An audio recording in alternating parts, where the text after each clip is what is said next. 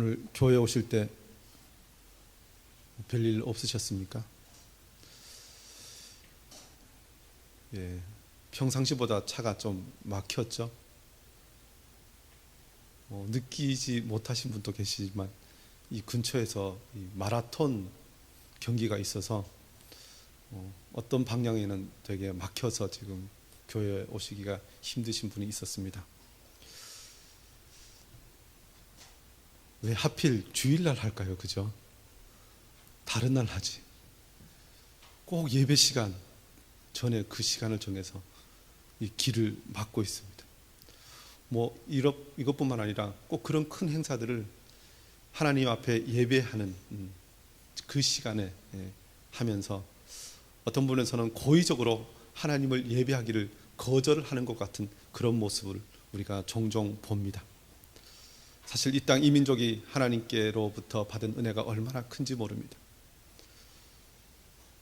경제학자들이 이야기하듯이 세계적으로 가장 가난한 나라였고 가장 업신여김을 받던 그런 나라였고 큰 위기 가운데 있던 나라였지만 하나님께서 하나님 앞에 기도하고 예배하고 하나님 의지하는 그 자들의 기도를 들으셔서 이 땅에 경제를 부강하게 하여 주시고 또 큰 은혜를 베풀어 주신 것을 우리가 압니다.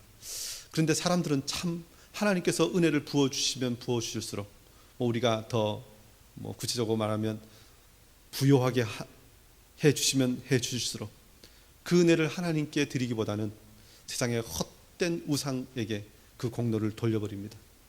이 땅 이민족이 지금 가고 있는 길이 그런 길처럼 보여집니다.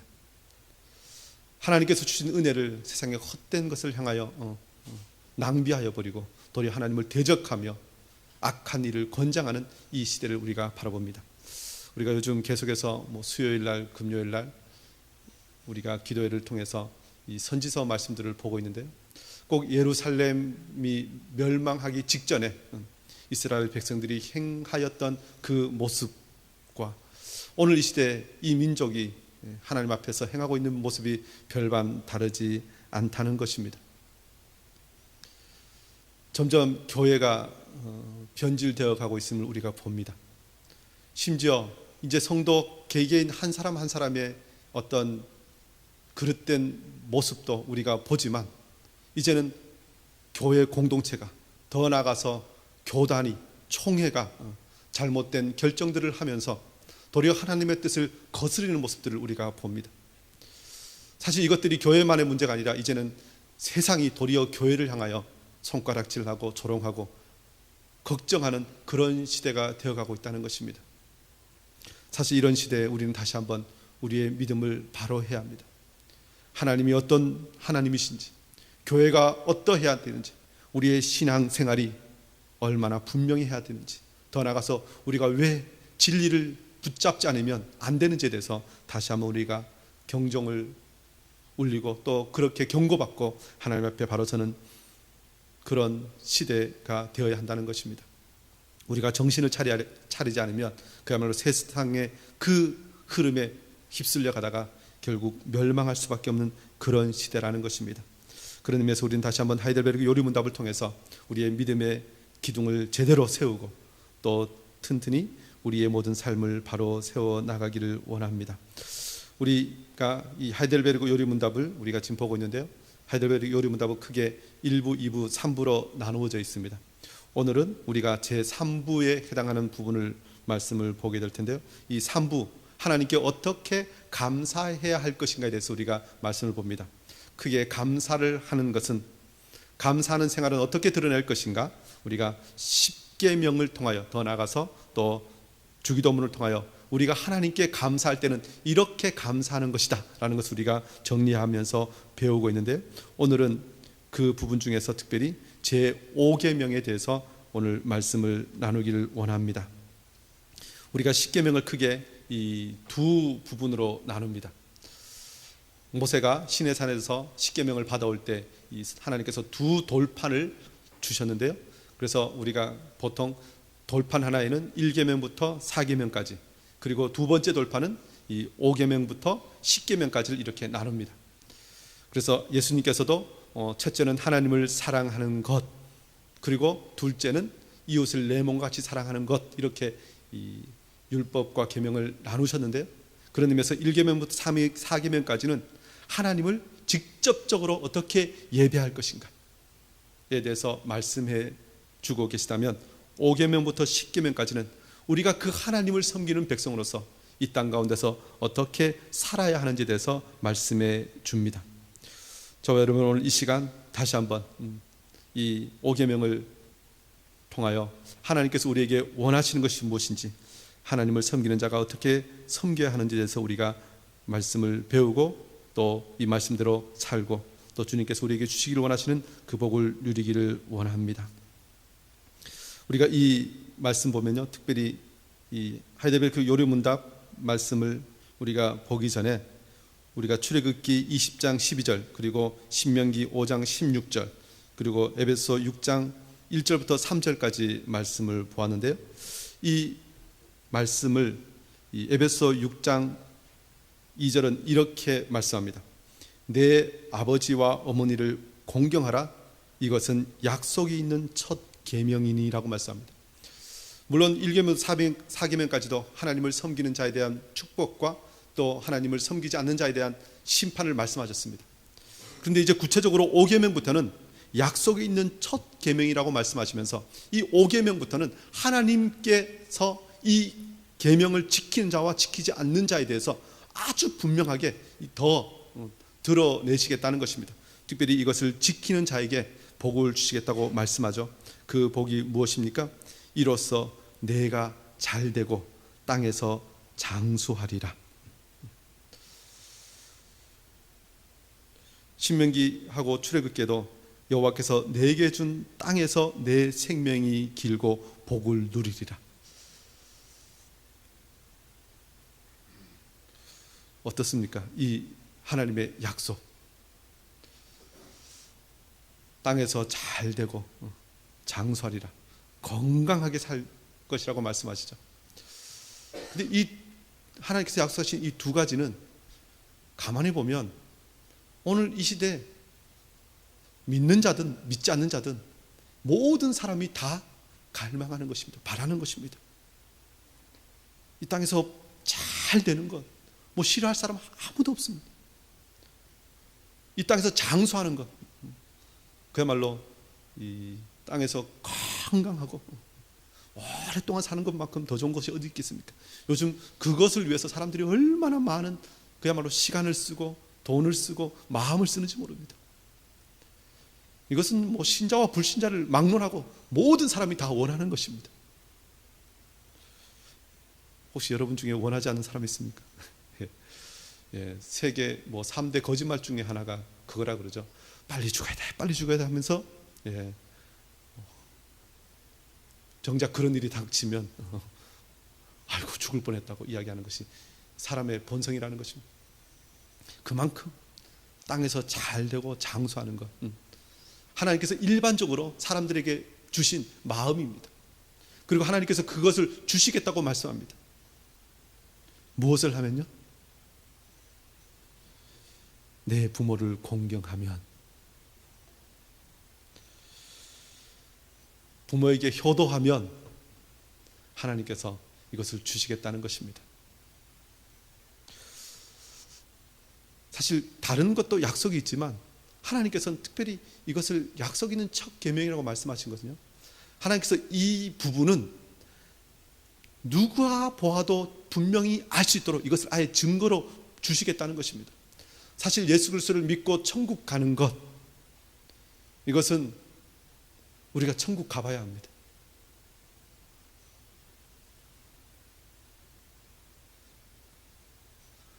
그래서요, 우리가 교회에 대해서 이야기할 때도 어떻게 이야기합니까? 교회 안에 예배하지만 이 교회 안에 똑같이 예배하는 사람 중에서도 천국 갈 사람이 있고 천국에 들어가지 못할 사람이 있다고 성경은 이야기합니다. 사실 이 땅에서는 누구든지 예배하지만 그 예배가 진실한 예배인지 거짓 예배인지 사실 우리는 구분할 수 없습니다. 교회의 멤버는 오직 하나님만 아십니다. 그래서 이게 지금 분명히 결과적으로 드러나는 것은 결국 그리스도의 심판대 앞에서 드러납니다.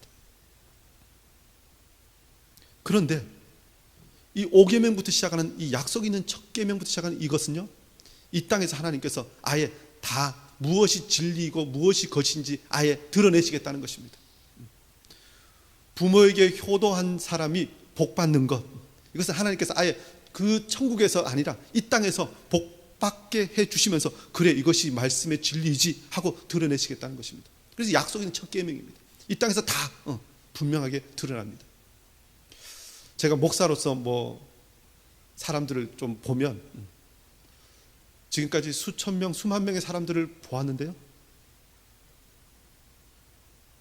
정말 이 말씀은 진리입니다. 부모를 공경하고 효도한 사람, 하나님께서 그를 잘되게 하시고 그를 건강하게 하시고 그를 장수하게 하십니다. 어떻게 알아요? 다 봤어요. 제가 본 한에서는 그렇습니다. 더 분명한 건 반대로 부모에게 불효하고 부모를 제대로 섬기지 않는 사람은 이 땅에서 그렇게 열심히 사는데도 뭔가 잘 안 됩니다. 하나님께서 이것을 아예 우리 눈으로 보게 하신다는 것입니다. 저와 여러분이 이 계명이 하나님께서 우리에게 복 주시기 위해서, 우리에게 은혜를 주시기 위해서 주신 명령임을, 우리를 위해서 주신 명령임을 다시 한번 기억해야 됩니다. 우리를 그냥 이렇게 억지로 뭔가 고생시키기 위해서, 뭔가 하나님께서 이렇게 다스리시는 것을 드러내시기 위해서 하신 것이 아니라 성경의 모든 계명들은 사실 우리에게 복 주시기 위해서, 그것이 우리에게 가장 좋은 것이기 때문에, 그야말로 우리 인간 매뉴얼에 그것이 가장 합당하기 때문에 우리에게 주신 것입니다. 그래서 우리는 이 부모를 공경하고 또 그로 인하여 하나님께서 주시는 그 복을 누림으로 하나님의 말씀이 진리임을 다시 한번 기억하고 선포하는 복된 인생이 되어야 할 줄 믿습니다. 그런데요, 이렇게 부모를 공경하고 또 효도하는 것이 구체적으로 어떻게 해야 되는 것인지에 대해서 오늘 하이델베르그 요리문답 103문부터 우리에게 가르쳐 주는데요, 우리 한번 이 하이델베르그 요리문답 103문 질문과 답을 우리 한번 다 같이 읽어보실까요? 시작.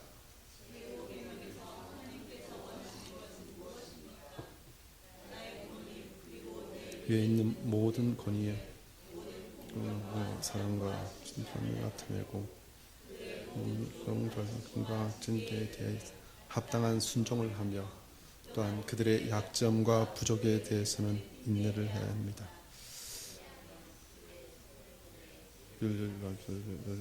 하나님의 뜻이기 때문입니다.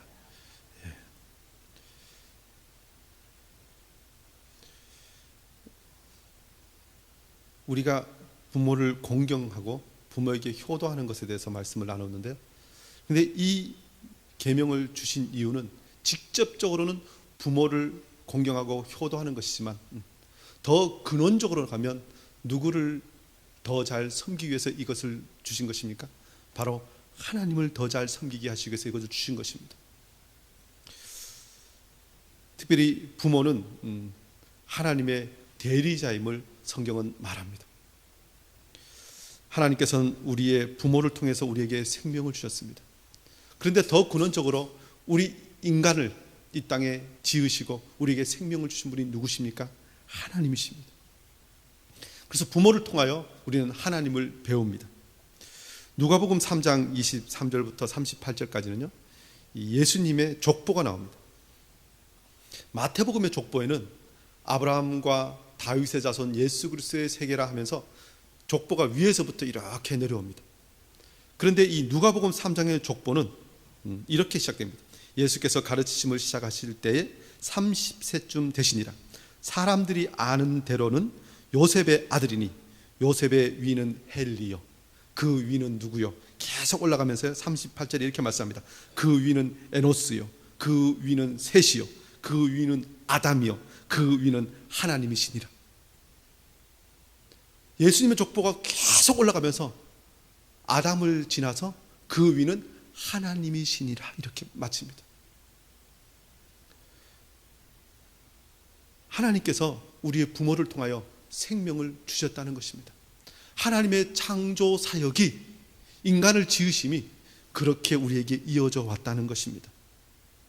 그래서 우리는 우리의 부모, 또 오늘 말씀 계속 보면요, 우리의 권위자들이 있습니다.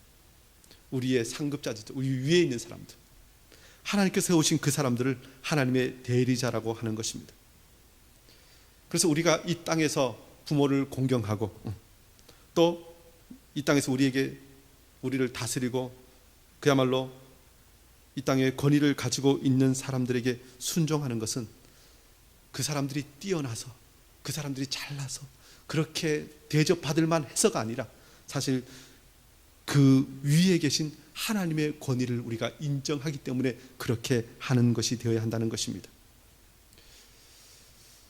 그래서 성경은 이 하나님을 이 아버지라는 표현을 많이 쓰죠. 주기도문으로는 예수님께서 우리에게 하늘에 계신 우리 아버지여라고 기도를 가르쳐 주십니다. 예수님께서는 하나님의 아들이신 것이 맞습니다. 그런데 우리에게도 동일하게 너희들은 하나님의 아들이라고 이야기합니다. 신약뿐만 아니라 구약에도 이렇게 말씀합니다. 이사야 64장 88절에 이렇게 말씀합니다. 그러나 여호와여, 이제 주는 우리 아버지시니이다. 우리는 진흙이요 주는 토기장이시니 우리는 다 주의 손으로 지으신 것이니이다.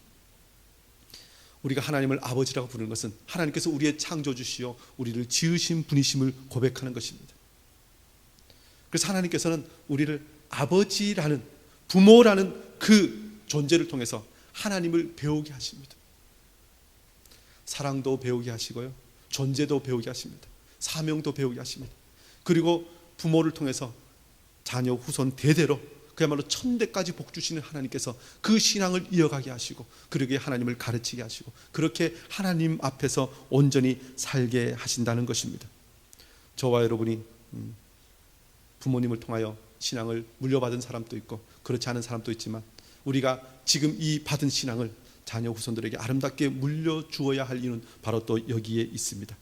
그래서 구체적으로 우리 하이델베르그 요르문답은 계속해서 우리가 어떻게 부모를 공경하고 또 제5계명을 지켜야 되는지에 대해서 말씀하는데요, 먼저는 나의 부모님에게 모든 공경과 사랑과 신실함을 나타내야 한다는 것입니다. 에베소 6장 1절 2절 이렇게 말씀하죠. 우리 다시 한번 읽어보실까요? 시작.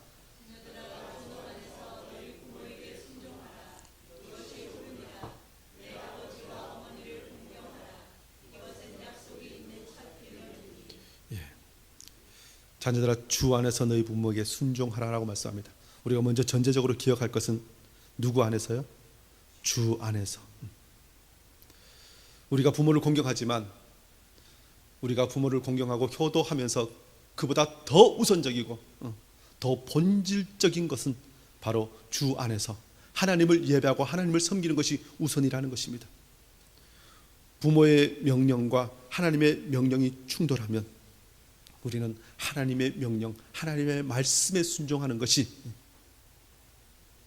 더 옳은 것이라는 것입니다. 그러면서 주 안에서 너희 부모에게 순종하라. 부모에게 순종하라고 분명히 말씀합니다. 그것이 옳다는 것입니다. 부모님에게 얼마나 순종하십니까? 얼마나 부모님에게 효를 다하고 계십니까? 성경에도 고르반이라는 단어가 있죠. 부모에게 드릴 것도 하나님께 드린 바 되었다 하면 부모에 대한 의무를 끊어버리고 자들에 대해서 우리 주님께서는 책망하셨습니다. 우리가 마땅히 부모에 대한 의무를 다해야 되는데요, 오늘 이 시대가 어떤 시대가 되었습니까? 아버지의 권위는 이 땅에 떨어졌죠. 가끔 신문이나 방송을 보면 집에서 아버지의 우선순위는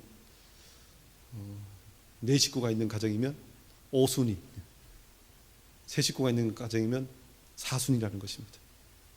그 중에 누가 있냐면 반려견이 아버지보다 그 앞순위에 딱 있다는 것입니다. 근데 그걸 사람들이 보고 그냥 웃어요. 사실 분노해야 됩니다. 그런데 그만큼 부모의 권위, 아버지의 권위를 땅에 떨어뜨려도 아무렇지 않게 여기는 그런 시대가 되었습니다.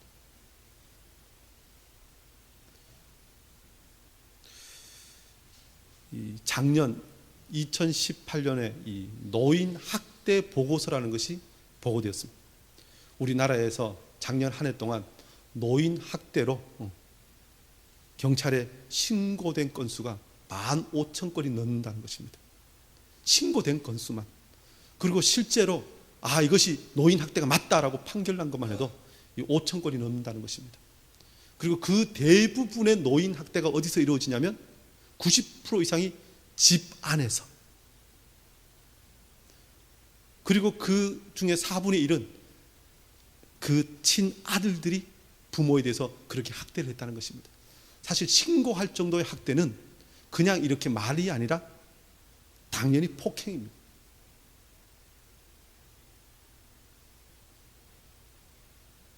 집에 부모님을 모시고 사는 사람들이 그 정도라면 모시고 살지 않는 사람들, 떨어져 있는 사람들은 훨씬 더 심각하다는 것입니다.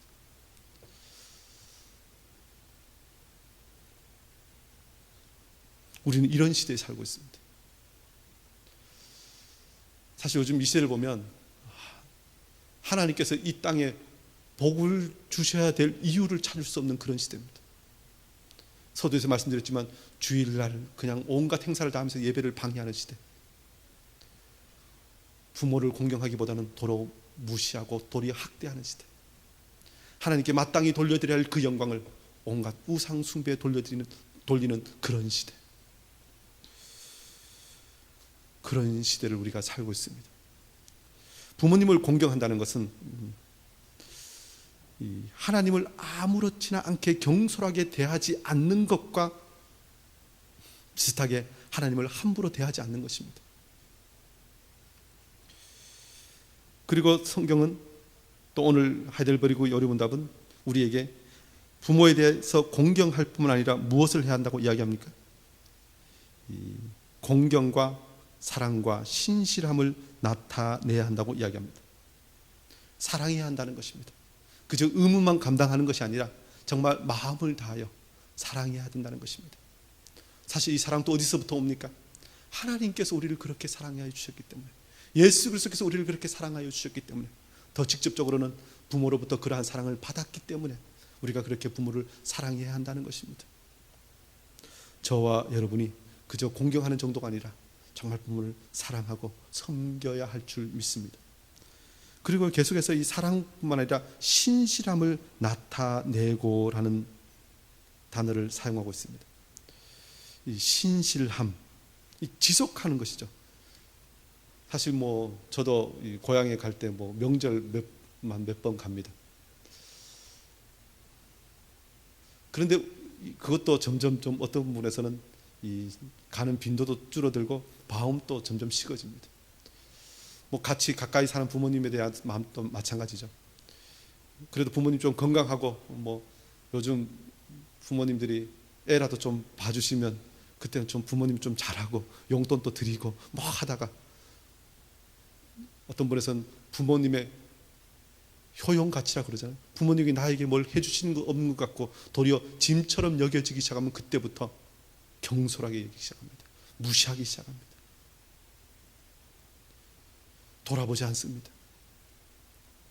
그래서 성경은 또 오늘 하이델베르그 여리문답은 우리에게 신실하게 해야 그것이 공경하는 것이라는 것입니다.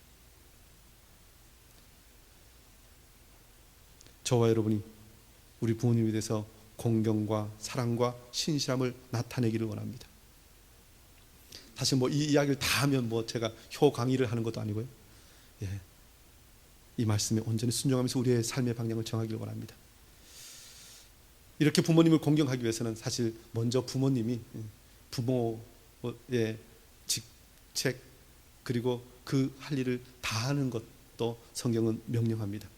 부모들에 대한 명령도 자녀들이 부모에 대한 명령도 있지만 부모가 자녀를 어떻게 가르쳐야 되는지에 분명히 이야기합니다. 사실 그런 의미에서는 오늘 본문 말씀 있죠. 내 부모를 공경하라. 이 말씀을 붙잡는다면 부모가 자녀에게 효도하라라고 말하지 않아도 됩니다. 무엇만 말씀하면 됩니까? 하나님 말씀대로 살아라. 이것만 잘 가르쳐주면 자녀들이 부모에게 효도하게 되어 있습니다. 부모가 자녀에게 제대로 신앙의 본을 보여주면 그 자녀는 천대까지 이르러 복을 받게 됩니다. 그러나 제대로 신앙을 물려주지 않고 가르쳐주지 않으면 그야말로 3, 4대 만에 그 자녀가 진노의 자녀가 됩니다. 그러므로 부모도 자녀에 대한 마땅한 가르침과 훈계와 양육을 해야 합니다. 그래서 에베소 6장 4절에 이렇게 말씀하죠. 또 아비들아 너희 자녀를 노엽게 하지 말고 오직 주의 교훈과 훈계로 양육하라. 제대로 훈계하고 교육하고 양육할 때 그 자녀가 제대로 하나님을 섬기고 또 부모님을 섬기고 또 땅에서 잘되고 장수하는 자가 된다는 것입니다. 부모는 그런 의미에서 철저히 기도하면서 자녀를 양육해야 될 줄 믿습니다. 우리가 이 말씀 보면서 기억할 것은요, 우리가 부모를 섬기면서 그 위에 계신 하나님을 기억해야 하는 것처럼 부모들은 자녀들을 양육할 때 이 아이가 내 아이가 아니라 하나님께서 나에게 맡겨주신 하나님의 자녀임을 기억해야 됩니다. 그래서 내 방식, 내 법칙대로 가르치는 것이 아니라 하나님의 방식과 하나님의 법을 가르치는 것입니다. 그럴 때 그가 하나님 앞에서 아름다운 사람으로 세워지게 된다는 것입니다. 저와 여러분이 이것을 기억해야 됩니다. 더 나아가서 또 이 부모님을 공경한다는 것은 어떤 의미가 있다고 이야기합니까? 두 번째는 내 위에 있는 모든 건의와 공경과 이 사랑과 충성을 보이는 것입니다. 이 골로새 3장 22절은 이렇게 말씀하죠. 우리 다 같이 한번 읽어보실까요? 시작.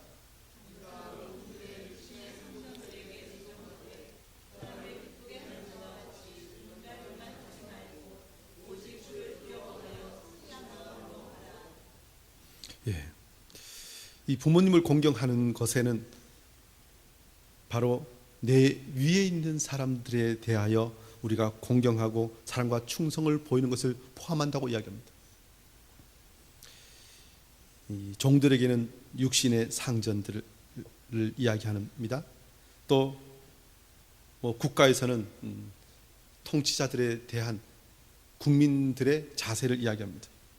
학교에서는 자신을 가르치는 선생님에 대한 학생들의 자세입니다. 교회에서는 가르치고 지도하는 자들을 향한 모든 성도들의 자세입니다. 사회에서는 연장자와 어른에 대한 자세가 어떠해야 되는지에 대해서 말씀합니다. 부모를 공경하는 것은 이 모든 것이 다 포함되어 있습니다. 사실 요즘 시대는 어떤 권위를 깨트리는 것, 이것이 잘하는 것처럼 이야기하고 또 그것을 지지하는 그런 시대를 살고 있습니다. 그런데요, 이것이 깨트려질 때 사실 사회 질서가 무너집니다. 얼마 전에 어떤 군인의 자녀를 둔 부모의 이야기를 제가 들은 적이 있는데요. 이 자녀가 이 군대에서 굉장히 힘들다는 것입니다. 이제 제대할 날도 얼마 남지 않았는데 왜 힘들냐고 물어봤더니만 그 자녀가 하는 말이, 군대에 있는 그 병장된 그 군인이 하는 말이, 요즘 새로 들어온 신참들이 말을 안 들어서 너무 힘들다는 것입니다. 이 군대는 상명하복의 질서로 유지되는데 자기보다 윗사람, 선임자에 대해서 그야말로 그 존중하는 자세가 무너지자 이 군대 전체가 모두 다 힘든 그런 사회가 되었다는 것입니다. 사실 이 나라도 어떤 부분에서는 점점 이 권위를 무시하는 시대가 되었습니다. 그런데 성경은 말합니다. 로마서 13장 1절에 이렇게 말씀하죠. 각 사람은 위에 있는 권세들에게 복종하라. 권세는 하나님으로부터 나지 않음이 없나니 모든 권세는 다 하나님께서 정하신 바라. 하나님께서 세우신 사람이라는 것입니다. 로마 황제 가이사가 얼마나 악한 일을 했는지 우리는 로마 역사를 보고 압니다. 네로 황제는 그야말로 자기의 그 일을 이루기 위해서 로마시 전체를 불지른 사람입니다. 그런 악한 권세자일지라도 복종하라고 이야기합니다. 왜요? 하나님께서 세우셨기 때문에 그렇습니다. 사실 성경 보면요, 하나님께서 어떤 왕을 세우실 때 그 왕 혼자만 악하지 않습니다. 그 왕을 세운 백성들도 왕과 똑같습니다. 오늘 이 시대에 우리가 어떤 지도자를 세웠으면 그 지도자를 우리의 손으로 사실 선출했습니다. 예전 왕과 비교하면 더 우리의 책임이 있는 그런 지도자들입니다. 우리는 그들에 대해서 공경하고 그들을 위해서 기도하고 사실 지지하는 것이 맞습니다. 그리고 뜻이 다르면 그때 가서 자기 의견을 표명하면 됩니다. 중요한 건 위에 있는 권세자들에게 복종하는 것, 그것이 하나님의 뜻이라는 것입니다. 그런데 그 사람들 때문에 복종하라는 것이 아닙니다. 그를 누가 세우셨기 때문에요? 하나님께서 세우셨기 때문에. 저와 여러분 이것을 기억하면서 모든 권위에 있는 자들을 그야말로 공경하고 그들에 대해서 신실함을 나타내길 원합니다. 사실 이 사회에서도 이 직장 생활에서도 어떤 사람은 이야기합니다. 직장에서 정말 힘들고 상사가 힘들게 하면 그때 조금 이렇게 숨 쉴 구멍이 뭐냐면 그 사람 없을 때 이런 표현이죠. 뒷담화하면 좀 스트레스가 풀린다고. 예, 그들이 그렇게 할지라도 우리는 하지 맙시다. 신실하게 하나님의 사람처럼 다르게 살아야 합니다. 그것이 하나님께서 우리에게 명하신 것이라는 것입니다. 그래서 더 구체적으로 또 무엇을 말합니까? 그들의 모든 선한 교훈과 징계에 대해 합당한 순종을 하는 것이라는 것입니다. 심지어 그들에 대해서 그들이 가르치고 징계하는 것, 그 모든 것에 순종하라고 말씀합니다. 이 잠언 4장 1절과 2절을 이렇게 말씀하죠. 우리 다 같이 읽어보실까요? 시작.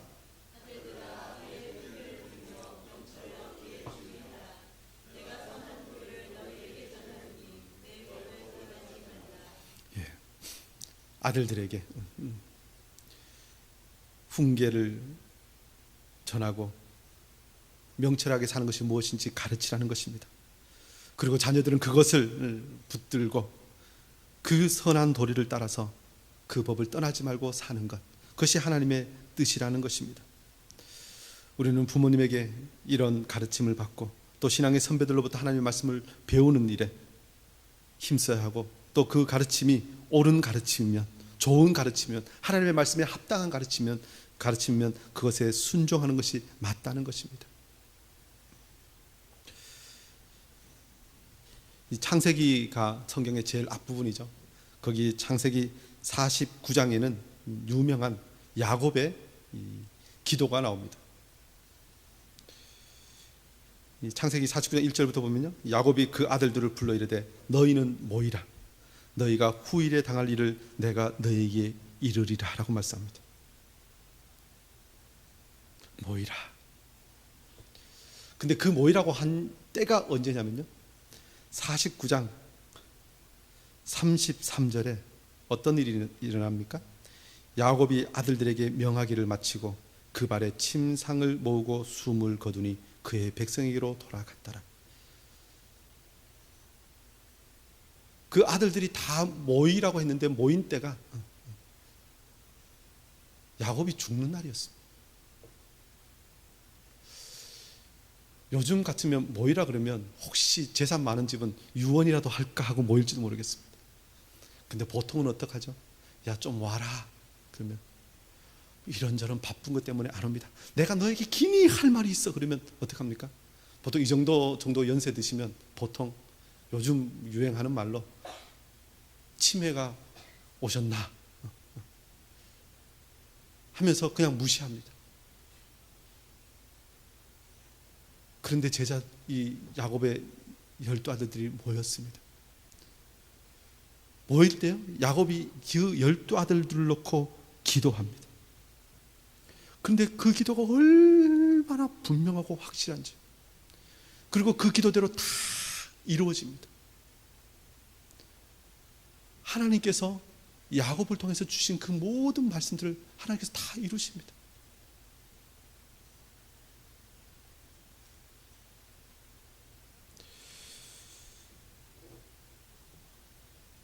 창세기 49장 28절에 이 부분에서 이렇게 말씀합니다. 이들은 이스라엘의 12지파라. 이와 같이 그들의 아버지가 그들에게 말하고 그들에게 축복하였으니 곧 그들 각 사람의 분량대로 축복하였더라. 야곱이 죽기 전에 한 그 모든 기도가 그들의 각 사람의 분량대로였다는 것입니다.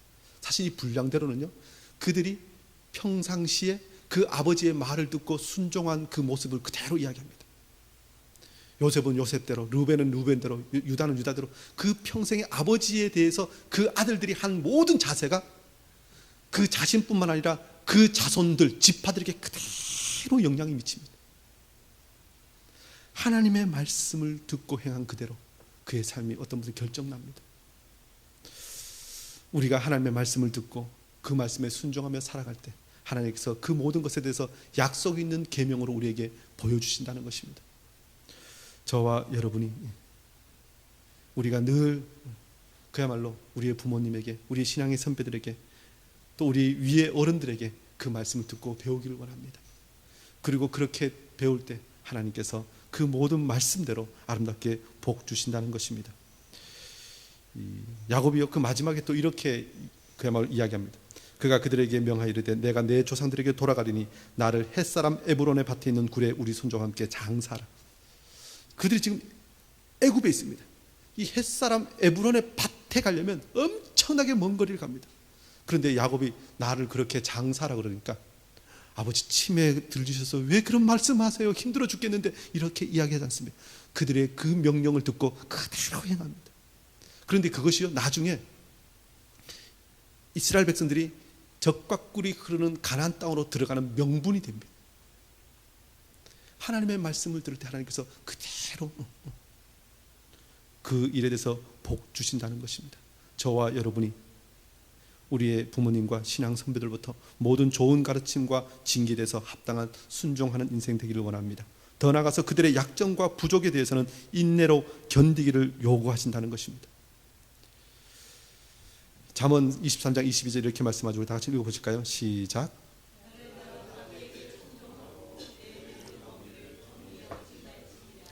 베드로전서 2장 18절도 읽을까요? 시작.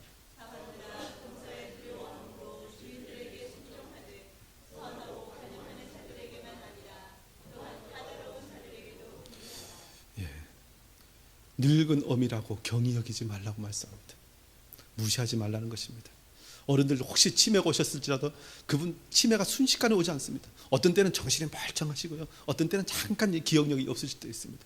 그런데요, 놀라운 건 그분들이 정신이 그야말로 말짱하실 때 하시는 말씀이 얼마나 귀한 말씀인지 모릅니다.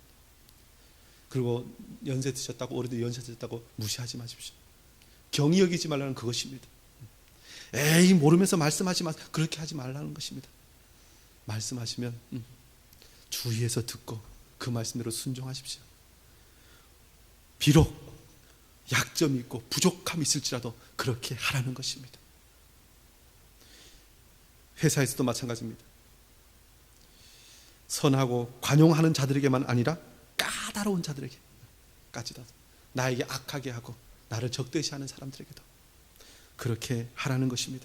그리고 그렇게 인내로 견디기를 요구하십니다. 그들을 세우신 하나님 때문에 그렇습니다. 우리가 어떤 일을 하다가도 힘들고 어려운 일이 있고 부당한 일을 당해도 우리가 참으면, 예수 그리스도로 인하여 참으면 그것이 하나님 앞에 의가 된다고 이야기합니다.